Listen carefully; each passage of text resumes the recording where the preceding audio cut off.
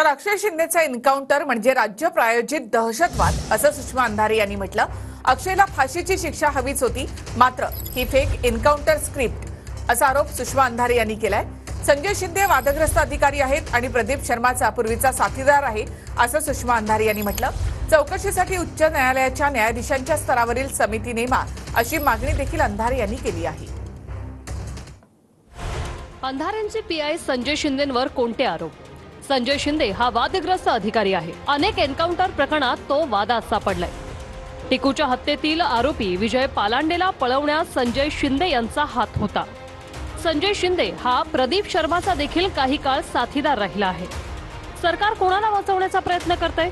अक्षयचा encounter म्हणजे राज्य प्रायोजित दहशतवाद।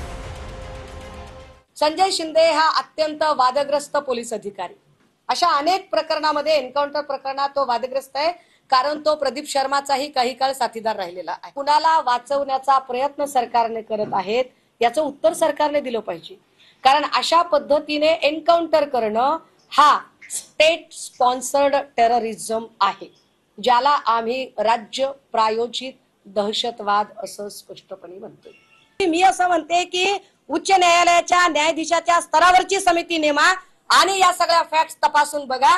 मी थेट आरपार सांगते की हा प्री प्लान फेक एन्काउंटरचा एक स्क्रिप्टेड स्टोरी आहे। ही कमिटी म्हणजे थट्टा आहे।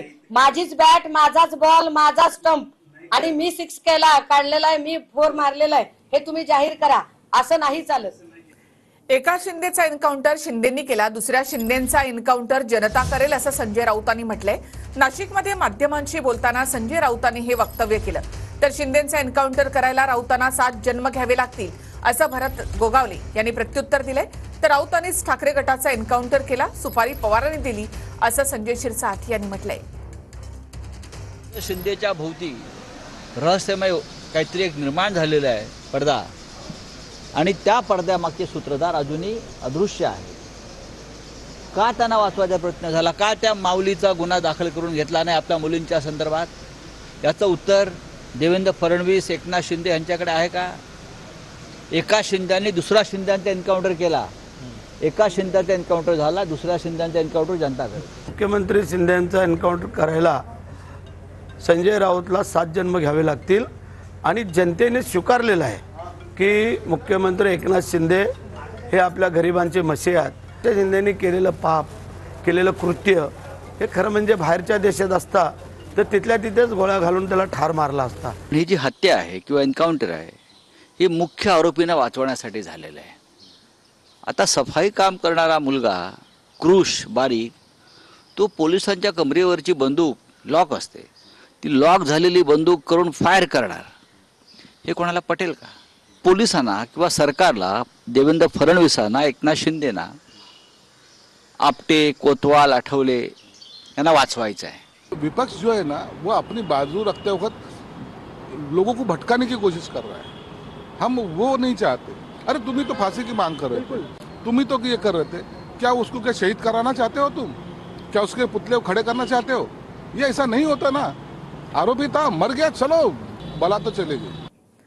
आरोपी अक्षय शिंदेच्या एन्काउंटर नंतर विरोधक आणि सत्ताधाऱ्यांमध्ये आरोप प्रत्यारोप सुरू झाले। विरोधकांकडून एन्काउंटरवर शंका व्यक्त करण्यात आली, तर सत्ताधाऱ्यांकडून एन्काउंटरवर स्पष्टीकरण देत विरोधकांवर निशाणा साधण्यात आलाय। अक्षय शिंदेला फाशीची शिक्षा व्हावी ही आमची पूर्वीपासून मागणी होती। आम्ही अक्षय शिंदेचं कुठंही समर्थन करत नाही।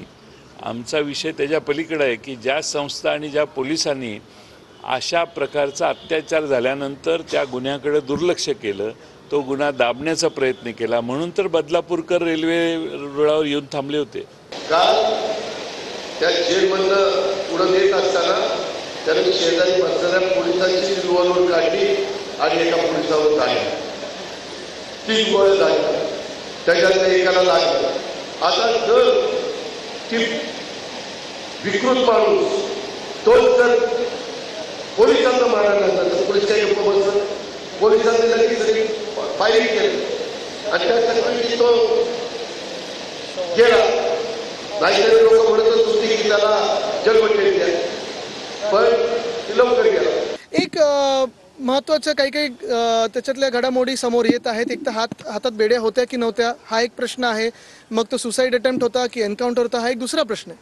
पण महत्त्वाची गोष्ट मी आपल्याला हेच सांगू शकतो की हे सगळं होत असताना आपटेंना वाचवायला ह्यांचं जे काही एन्काउंटर झाला असेल का हा एक प्रश्न आहे. पण महत्त्वाची गोष्ट म्हणजे आमची मागणी हीच होती की हा जो कोणी नराधम होता, हा जो कोणी बलात्कारी होता, ह्याला भर चौकात फाशी देणं गरजेचं होतं. ते न्यायप्रविष्टांनी सगळे न्याय मिळाल्यानंतर. महाविकास आघाडीचे लोक सांगत होते फासावर अटकवलं पाहिजे, न्यायदानाच्या प्रक्रियेला उशीर होतो. आता तेच लोक पोलिसांच्या जीवावर एखादा आरोपी गुन्हेगार पोलिसांच्या जीवावर उठला त्याच्याबद्दल सहानुभूती दाखवत आहे. मला तर कधी कधी या राजकीय नेत्यांच्या वागण्याचं एक आश्चर्यच वाटतं. माझी मागणी आणि आमची सगळ्यांचीच मागणी फाशीची होती. त्याला फास्ट ट्रॅक कोर्ट मध्ये घेऊन त्याला चौकात फाशी द्यायला पाहिजे होती, हे माझं मत. की त्याला मृत्यू कसा झालाय, त्यांनी पोलिसाला अटॅक केलं आणि म्हणून पोलिसांनी त्याला मारलं. पोलिसांवर अटॅक करणं एवढी त्याची हिंमत होते की पोलीस चौकीत एवढे पोलीस असताना एखाद्या पोलिसावर एखादा गुन्हेगार अटॅक करतो, त्याच्यावर गोळी चालवतो, मग ही यंत्रणा करते का? हे मी सांगितलं विरोधक, हे बघा एक लक्षात, सत्ताधारी विरोधक मला काय घेणं देणं नाही. जर तू कोण ह्या संपूर्ण जे कोण असतील, सत्ताधारी असू दे विरोधक असेल, यांच्या कुटुंबाबरोबर झाली असते तर काय केलं असतं? बोलले असते का? मग त्या ज्यांच्या कुटुंबाला ज्या परिस्थितीला सामोरं जायला लागतं, प्रत्येक गोष्टीत मी स्वतःला त्यांच्या ठिकाणी समजून काय म्हणून मी बोलत असतो. गोळ्या घालून मारण्यापेक्षा ना ते फार सहज झालं. ह्या लोकांना आहे ना जनतेत सोडायला पाहिजे, जनतेने त्यांचे फार त्यांना तुडून मारलं पाहिजे. टोकला पण एन्काउंटर विरोधी पक्षाचं झालंय. महाराष्ट्र विकास आघाडीच्या नेत्यांची विरोधी पक्षाची जी काही वक्तव्य आहेत नाही, बेशरमपणाचं लक्षण आहे. केवळ राजकारणासाठी कुठल्या थरावर गेलात तुम्ही? आणि महाराष्ट्र विकास आघाडीची लोक या अक्षय शिंदेच्या ठोकल्यानंतर त्याच्या फोटोची माळा घालून जपतायत. हे सत्ता पिपासू. सत्तेसाठी तुम्ही इतकं कराल? अक्षय शिंदे एन्काउंटर प्रकरणानंतर देवाचा न्याय ट्विटरवर ट्रेंड होत आहे. देशभरातील ट्विटर ट्रेंडमध्ये देवाचा न्याय पहिल्या क्रमांकावर आहे. अक्षयच्या एन्काउंटर नंतर म्हस्केंनी देखील ट्विट केलंय, एक नाथ एक न्याय, बलात्काराला थारा नाही म्हणत म्हस्केंकडून व्हिडिओ ट्विट. आता पुन्हा एकनाथ शिंदे साहेबांना विनंती आहे की एकनाथ शिंदे साहेब, तुम्हाला मुख्यमंत्री झाल्यापासून लोक साहेब म्हणायला लागले. त्याच्या अगोदर तुम्हाला ठाण्यात भाईच म्हणत होते. एकनाथ भाई, आणि तुमचं भाई पण सिद्ध करून दाखवा. त्या अक्षयला कोर्टात नेता नेता ठोका, आम्ही तुमचं अभिनंदन करू. उपोषणाच्या 8व्या दिवशी मनोज जरांगे यांची तब्येत खालावली आहे. पाणी पिण्याची आणि उपचार घेण्याची गावकऱ्यांकडून जरांगेंना विनंती केली जात आहे. जरांगेंच्या शरीरामध्ये ग्लुकोजची कमतरता आहे. डॉक्टरांनी या संदर्भात माहिती दिली आहे. ग्लुकोजच्या कमतरतेमुळे केटोएसिडोसिस नावाचा आजार होण्याची भीती आहे.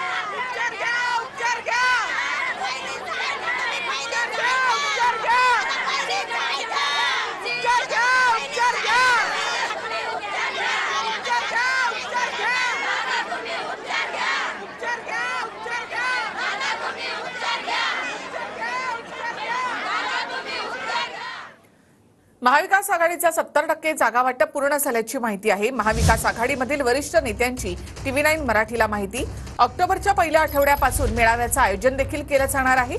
तर 31 सप्टेंबर आणि 1 ऑक्टोबर रोजी मुंबईमध्ये बैठक देखील होणार आहे आणि या मुंबईतल्या बैठकीमध्ये अंतिम निर्णयाची शक्यता आहे.